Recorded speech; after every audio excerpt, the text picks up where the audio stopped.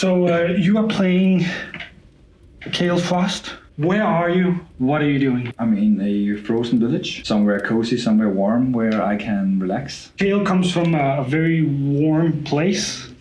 He's been born and raised in a country that lives in a tropical area. But your country was attacked, and it was completely destroyed by the dragon army, led by the Dragon Queen. You did try to stop it. The capital fell. The Dragon Queen had this flying city that she used to completely destroy the capital. And once the capital fell, you kind of abandoned your homeland. You've traveled a lot. You've come to this village in a cold place, and we'll get back to that in a minute. Why are you in this cold village? Well, what is your destination? What is your goal at this point? I think my goal is to seek some friendship that I didn't have from where I came from. I think new friends in new areas. You said that I'm from a warm area. Mm-hmm. I think abandoning those areas maybe led me to seek something where I'm not from. So you've been traveling. You've left your homeland. You crossed the desert, scorching warm desert. You came to kind of a Mediterranean area, and you continued your journey south until you reached some of the more southern regions, the cold regions down here. You traveled into the wild forests and farther south into the Goliath realm known as Chromium. And it's one of these tribes that you've found refuge in. Okay. They've taken you in. They're quite friendly, at least towards humans. Mm-hmm. And they've taken you in, and now you are in this kind of semi-cave, semi-kind of tribal hut. Mm-hmm. There's a fire burning. There's the smell of food as they're roasting some strange animal that you've never seen before. They've given you something warm to drink, and there's a lot of noise. There's a couple of Goliaths that are sparring, you believe. It does sound more like they're arguing, but that's Goliaths for you. And you've found refuge here in your search for new companions. Yeah. You've left your old life behind. And you're sitting around this crackling fire with this roast kind of turning, sizzling. It's got this delicious smell, and there's the noise of these Goliaths brawling nearby, and you're sitting with two other Goliaths, and you're talking to them. You're learning more about what's transpiring here and their culture. I mean, you've been probably traveling for years, if not decades at this point. One of their stories kind of grabs your attention. The Goliath you're talking to, he goes, these are dark times. Dark times? You say you come from the north, Yes. where the Dragon Queen has taken over the jungles of Harken. It was my previous home, and I had to leave. There are stories that she wields the shadow itself. I wouldn't know. I probably left before I saw any shadow. A lot of my friends were killed in the attack. She cannot come to the south. Something is stopping her. Or maybe her attention is elsewhere. And you see he grows somber. He goes, but there is a darkness growing in these lands. Darkness? Like almost living? Almost living, almost consuming. Just as the dragon army did up north. It is dark. It is evil. That's strange. I would like to see this darkness. I can give you a guide. As he talks, you can sense that some of the other Goliaths, they've gone quiet. There's kind of a darkness. The fire seems to have lessened. And goes, but be warned. This guide has only seen it from a distance. None who have ventured close have ever come back alive. I will just watch it from afar. I'll keep my distance. I think I have a giant book with like some arcane symbols in the front where I just put my hand and it clicks up and opens and just start writing what it tells me. And when I'm done, I like kind of rip out the page and I give it to him. As you hand him the page and he puts a hand on it, you notice the darkness in here. It's more than just a bad feeling. And the silence that has fallen over the other Goliaths does not stem from your talk. There seems to be something outside. There's something coming. Oh no. My name is Jussi. I've been playing D&D for decades, and I am Pelle. I played D&D not for quite as long as Jussi, but I played a lot with Jussi. And we would like to take you on a new journey. and we're going to talk about our new D&D campaign called Warp Realities. Yep. We're going to go through what Warp Realities is, how to join, how to create a character, how to add your own setting, and a little bit more about what warp features are. Yeah. So let's start with warp realities. What can you tell us about warped realities? The idea and the core idea of warp realities, I think, is that you can have multiple settings, multiple DMs running the same campaign without interfering with each other too much. But it will have a center point that we call Darkhaven. That would be this kind of reality hub between all these settings, where you can you will venture with your character and meet other characters that also wanted to come here as a sort of last resort from their place getting destroyed by this consuming darkness that we heard in the intro. And Darkhaven is this safe haven, this kind of hub that connects these different settings.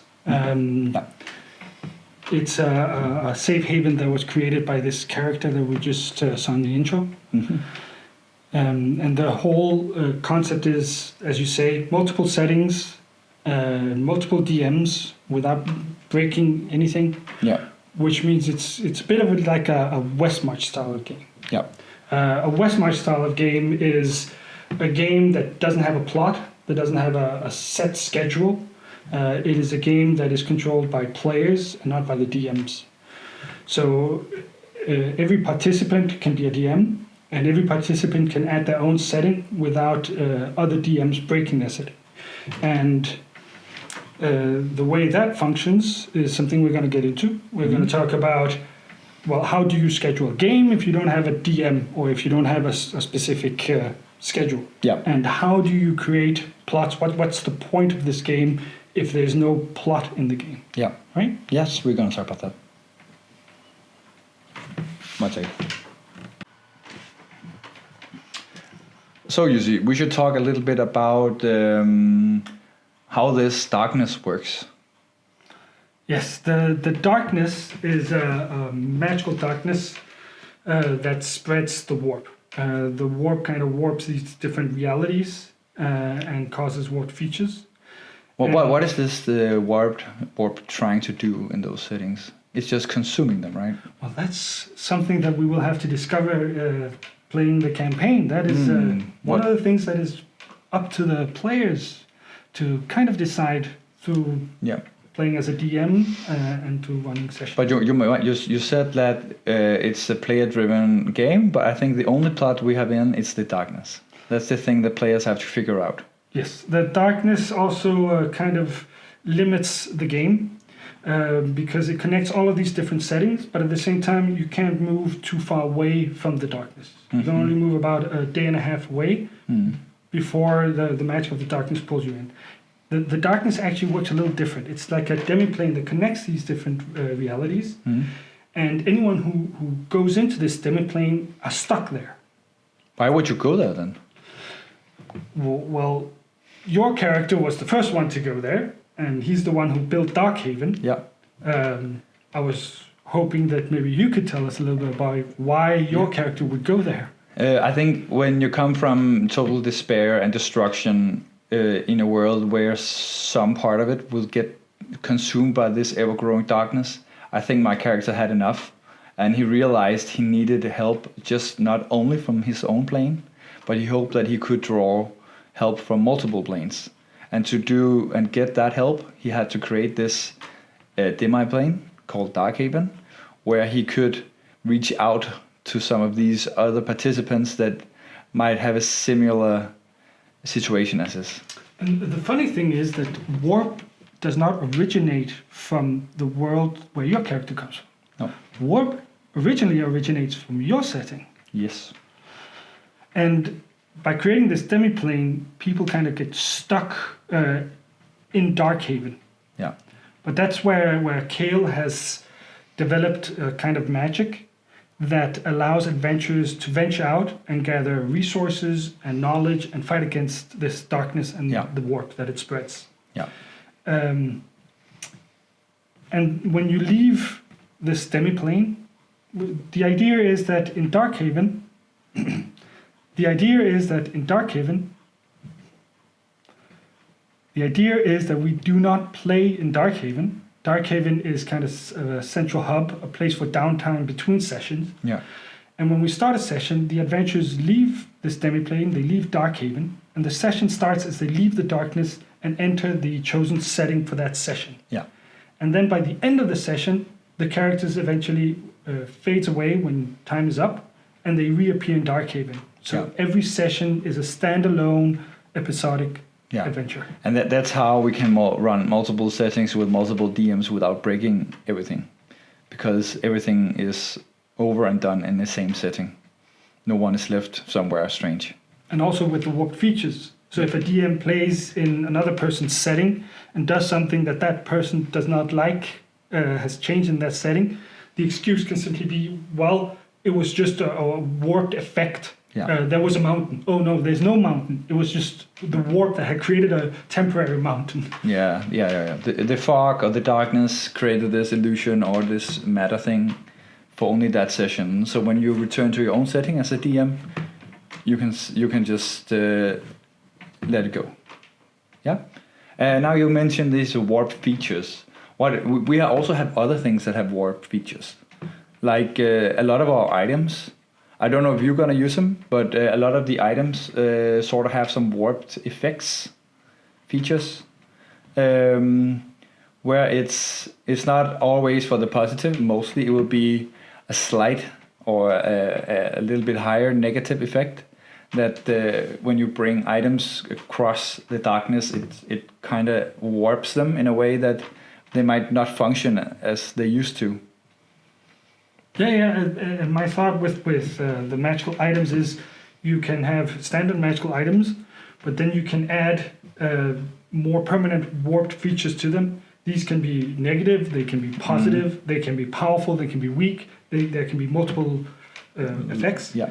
And each DM, when they run sessions, they can decide whether to run with warp features or not, and what type of warp features. So my thought was to divide them up into categories so that a DM could say, well, today we're playing with chaos features, or today we play with reversed warp features. Yeah. And that also opens up the possibility that you have two identical magical items, two longswords plus one, for example, but with different negative effects. So one of them reduces your speed and the other one reduces your armor class. Yeah.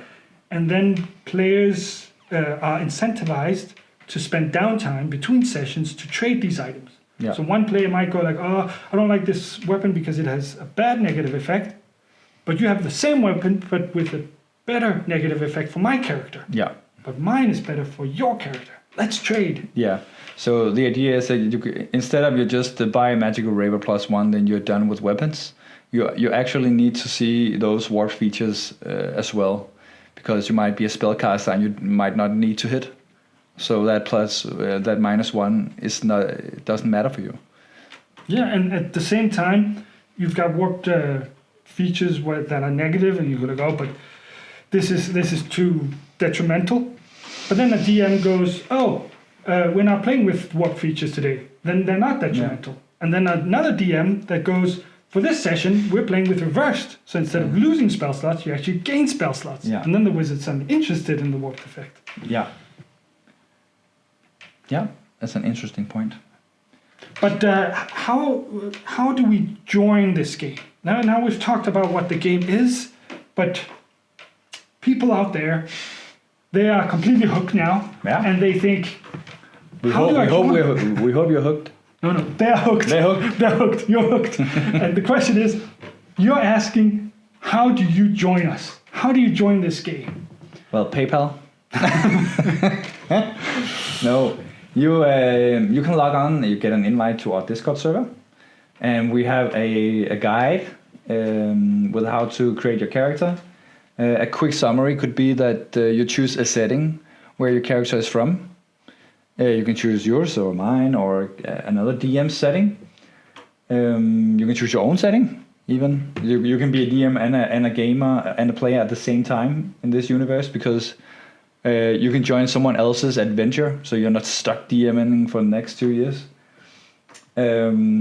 So you log in, you read the how-to guide, and you choose a setting where it's from, and you follow the rules for that setting.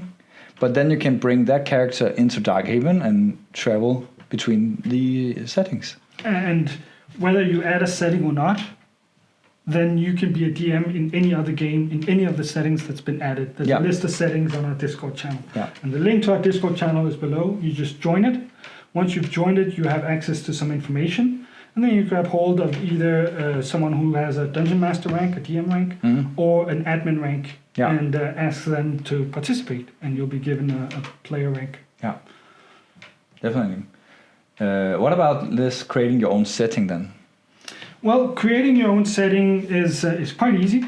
You choose a place within your setting that is about 3 days in diameter, about these 72 miles in diameter. And once you've chosen that area, you place a blotch of darkness in the center. It can be small, it can be large. We recommend an area that is about 18 miles in diameter. Yeah. And the reason we limit it is that players can't go too far away from the darkness. If they go too far away, the magic that protects them kind of dissipates, and they're pulled back into Darkhaven and the session ends. Yeah. Once you've chosen this place, we recommend that you create some kind of battle map. We recommend you create some kind of hex map. Yeah. We have a template on Discord that you can use and fill out in any way you want. And the only real requirement there is for adding your setting is that you add an NPC and a villain. So the NPC is someone from your setting that has traveled to Darkhaven. Yeah. That is there to kind of give some rumors and some information about your setting, so that players have an idea of what they can go and do in your setting. Yeah. And the villain has something to do with the warp. Yeah. It's not necessarily a villain that will come into play immediately, but then we have an overarching villain from each setting that is doing something with the warp that we can then expand upon as the campaign progresses. Can you tell us a little bit about your villain? Just a few points. My villain is initially unknown. Who the villain is exactly, don't know. Where the villain is, don't know. It is in the area that I've added, but the villain is well hidden, and that's why it's unknown. Part of the whole idea is to investigate this. Yeah. It also opens up for the possibility that other DMs may play my setting, run sessions in my setting, go, this is the villain. Yeah. And then either I'll grab it, or I go like, no, I actually have a better idea. You were wrong. That was not the real villain. Yeah. The only thing that is known is that the villain is spreading the darkness. Yeah. So what I'm doing is I'm grabbing hold of everyone who's added settings, and after sessions and time played, I'll push for kind of expanding this area of darkness in the center. Yeah. That's also kind of some of ideas is when you grow a bit in level, you could expand this traveling area a bit, so that you can reach a little bit more out in the area.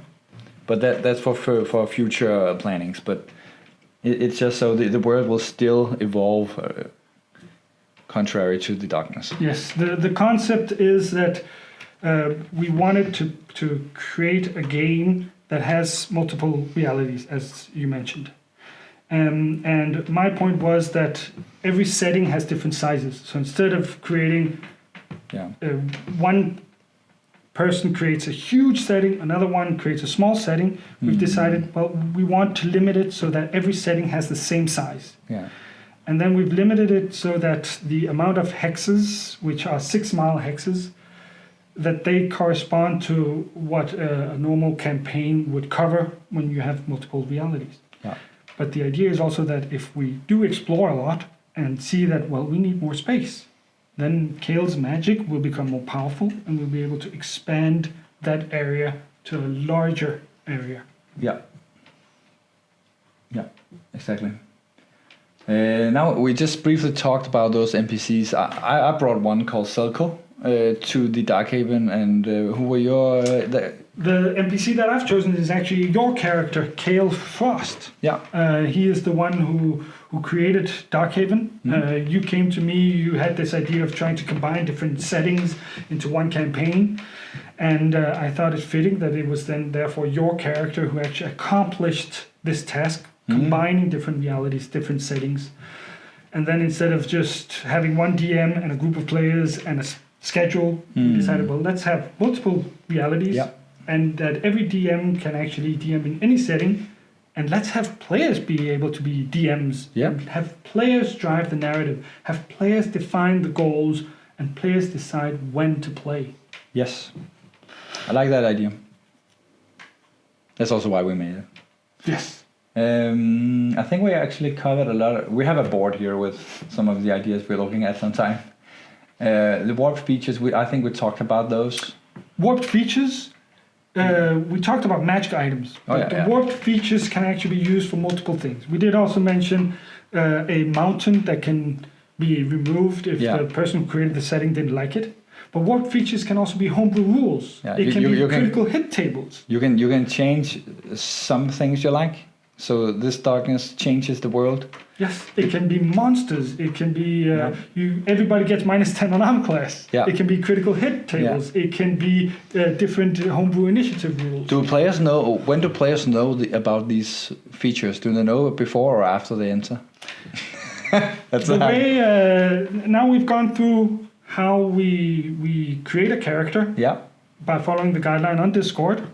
We've been running yes here as well. How to create your own setting, and then there is how to create your own event, how to schedule your game. Yeah. There are events on Discord that you can go in, you can peruse them, you can join them. There's also a channel where you can see more information, where you can just ask. But anyone can actually go in and create their own event.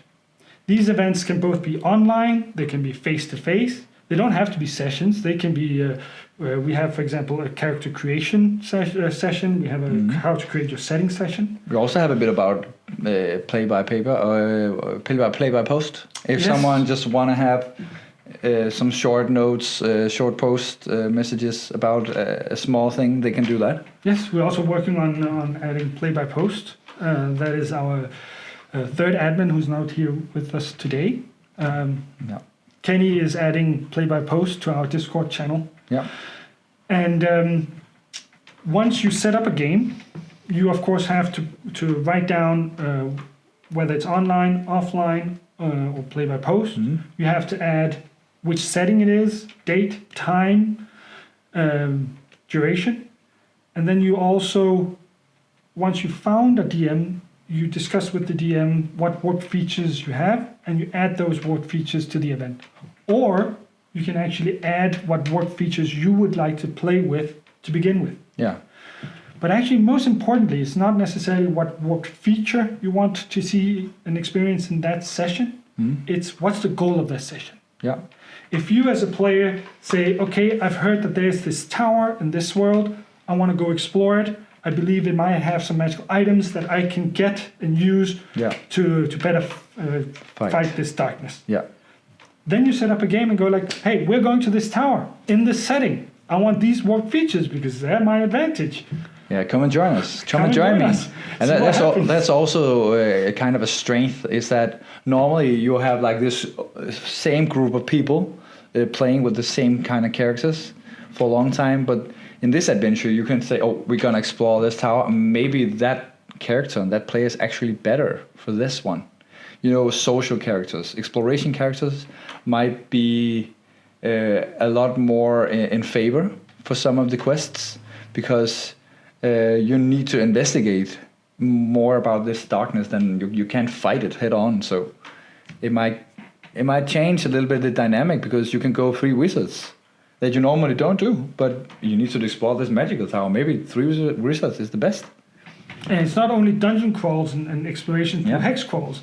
Like you say, maybe some sessions are about magical items, some are about finding some lore. Yep. Others may be, well, we've heard there's a village in this setting, and we're running out of a certain resource in Darkhaven. Let's go to that village, get these resources, let's do some trade and bring it back. Yeah. Or maybe you start setting trade routes up Yeah. between settings, Yeah. but since people get stuck in Darkhaven, then it's the adventurers who need to travel. Yes. So you spend a session to travel from one place and back, and then a second session to deliver those items again.